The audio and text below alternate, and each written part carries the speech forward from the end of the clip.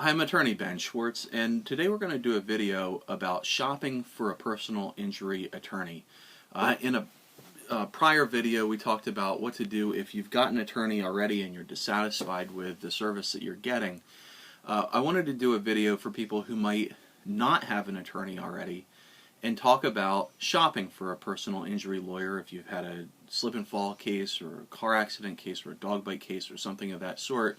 You're looking for a personal injury attorney who's competent, who's going to do a good job, but who's also going to give you good client service, who's going to return your phone calls, who's going to keep you informed about what's going on in the case. And so I think that there are questions that if you're looking for an attorney, when you sit down at the free initial consultation with a lawyer, I have questions that I think you should be asking.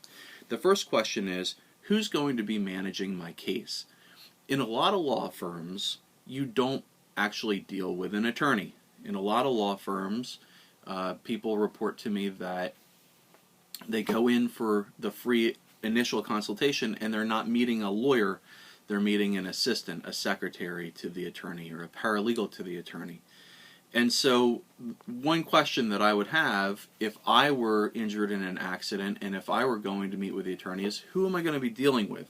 Am I only going to see the attorney if we go to trial? I'll meet him for the first time on the day of trial when we're getting ready to pick a jury. Am I going to be meeting the attorney once a month in order to talk about the case as it is progressing? Am I going to be dealing with a case manager? Am I going to be dealing with a secretary only? Who am I dealing with? Who's my point of contact? And when I have a question about my case, what is the protocol for getting an answer? Should I be emailing the attorney? Should I save my questions and make an appointment for a face-to-face sit-down meeting? Should I call in and speak to the case manager assigned to the case? What is the protocol for getting my questions answered? That's the first general topic that I think you ought to ask about. The second question is, how many cases like mine are you currently handling? If you go to an attorney's office and you have a complicated personal injury matter, I believe that the attorney you select can make all the difference in the outcome of the case. Whether you win, lose, get a settlement, the amount of the settlement, I believe that the attorney makes a big difference. If you go to an attorney's office, you may be going to the office of someone who's doing a real estate settlement in the morning, who's talking on the phone with an adjuster on a car accident case at noontime, and who is going to family court in the afternoon for a family law hearing. In other words, you might be going to someone who is truly a general practitioner, not a specialist. And if you have a complicated case, you may need a specialist for that case. And so I think that you ought to ask the attorney, before you sign on the dotted line to hire him, ask him, how many cases like mine are you currently handling?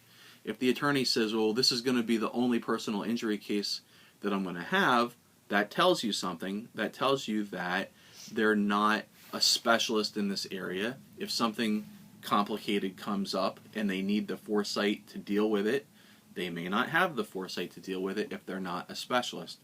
If they tell you, on the other hand, if they tell you, oh, I've got 700 pending cases just like yours, you've got to wonder, 700 pending cases, that sounds like an awful lot. How would you competently handle all those cases? That sounds like a very high caseload. If they tell you something that sounds reasonable, then take them at their word and ask them follow-up questions to find out what kind of results they think they tend to get in other similar cases. The third question is, if you're hiring a personal injury lawyer, you should ask them, when was the last time you tried a case to a verdict in front of a jury? Ask them what the result was, although I have to tell you that I don't think the result matters as much as when the last time they tried a case was. And the reason I say to ask them, when was the last time, is because all personal injury lawyers at some point have tried a case. and like to tell war stories about the cases that they've tried. The problem is that if the last case they tried was in 1983 and they haven't been trying cases since, the insurance companies know that, and the insurance companies will put a lower value on the settlement of your claim because they know that your attorney isn't swinging for the fences. If the attorney tells you, well, I've tried 5 cases this year before juries, that's great. You know you've got someone who's swinging for the fences. But the way insurance companies value personal injury claims is based upon a projection of what they think a jury is going to award. And if you have a lawyer who's not equipped to go before a jury and get you a verdict, that's going to decrease the value of your claim. And if you do have an attorney who's swinging for the fences and is looking for opportunities to try cases, that's going to increase the value, the settlement value of your claim. Now maybe you don't have any interest in settling a claim and you want to go to trial. You should make sure that your personal injury lawyer is an actual trial lawyer who's willing and able to go to trial. Maybe you're the type of client that has no interest in ever seeing the inside of a courtroom.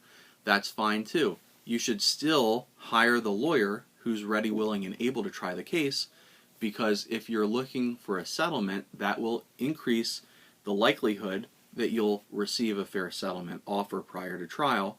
And as they say, the best way to prepare for peace is to prepare for war.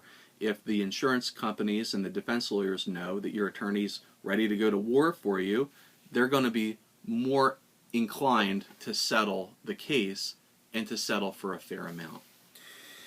The last question that you should be asking the attorney before you hire him or her is, have you ever been reprimanded or disciplined by the board that is in charge of attorney discipline? So in every state there's a board.